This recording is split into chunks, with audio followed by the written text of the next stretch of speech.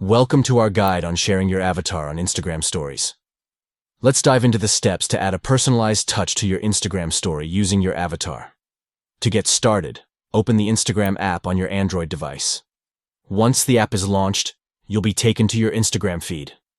Next, tap on the plus icon at the bottom of the screen and select Story to begin creating your Instagram story content. After capturing or selecting the content for your story, tap on the sticker icon located at the top of the screen to access various stickers and interactive elements. Locate and tap on the avatar icon among the sticker options. This will allow you to add your customized avatar to your Instagram story. Choose your preferred avatar from the available options by tapping on it. Customize your avatar to reflect your unique personality and style.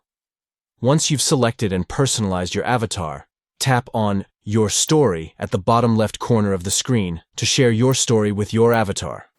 By following these straightforward steps, you can elevate your Instagram stories by incorporating your avatar and adding a personal touch to your content. Share your creativity and showcase your personality through your avatar on Instagram stories today.